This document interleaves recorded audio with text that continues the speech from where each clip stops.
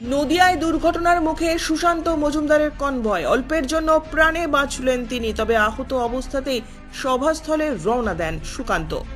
সূত্রের খবর, সুকান্ত মজুমদার ধুবুলিয়া যাচ্ছিলেন একটি দলীয় কর্মসূচিতে। পথে শান্তিপুর গোবিন্দপুর 12 নম্বর জাতীয় সড়কে সুকান্ত পল্লীর কাছে একটি বাস তাকে ওভারটেক করতে গিয়ে সুকান্ত মজুমদারের গাড়ির সামনে থাকা একটি গাড়িকে চেপে দেয় ডান দিকের রাস্তার ডিভাইডার থাকার কারণে। কনভয়ের সামনের ওই গাড়িটি দাঁড়িয়ে পড়ায় শুভেন্দু অধিকারীর গাড়ি ধাক্কা মারে সামনের গাড়িটিকে। গাড়িটির সামনের অংশের ব্যাপক ক্ষয়ক্ষতি হয়েছে, তারও কিছুটা আঘাত লাগে। অন্যদিকে ড্রাইভারকে অসুস্থ অবস্থায় চিকিৎসা করাতে নিয়ে যাওয়া হয় হাসপাতালে, যদিও ইতিমধ্যে বাসটি অদৃশ্য হয়ে যায়।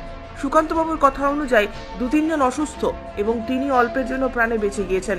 তবে সন্দেহ প্রকাশ করেছেন, এভাবে মাঝে মধ্যেই তার কনভয় গাড়ি ঢুকে পড়ার বিষয়ে তিনি তদন্তও দাবি করছেন।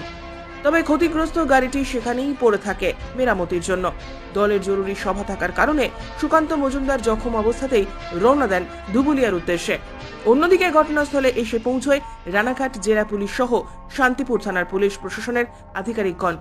তার আগেই বিজেপি কর্মী সমর্থক এবং স্থানীয় নেতৃত্বরাও ঘটনাস্থলে পৌঁছন এবং তাদের তৎপরতাতেই দুর্ঘটনাস্থলে থাকা গাড়ি রাখা এবং সুকান্ত মজুমদারকে সভাস্থলে পৌঁছানোর ব্যবস্থা করেন তারা।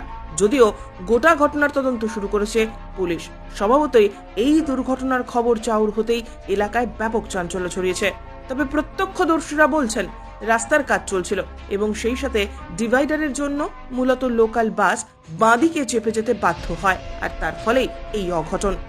লাগেনি তো কারোর? আমার লাগেনি, আমার সিকিউরিটি লেগেছে। সামনে একটি বাস ছিল, তার জন্য এটা হয়েছে। কি কারণ তদন্ত হলো এবং এইভাবে অ্যাক্সিডেন্টটা ঘটানো হলো। এখানে কি পুলিশ ডিউটিতে ছিল?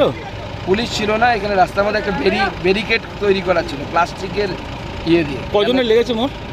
আমাদের প্রায় 3-4 জন আহত। আপনার কোন জায়গায়? আমি বেঁচে গেছি, ভাগ্যবালা। আচ্ছা, এটা কি মনে করছেন, কি করা উচিত? তদন্ত হওয়া উচিত। কাদের বারবার এই ধরনের ঘটনা ঘটছে কেন আমার সাথে, সেটা তদন্ত হওয়া উচিত। ব্যুরো রিপোর্ট, উত্তরের প্রহরী।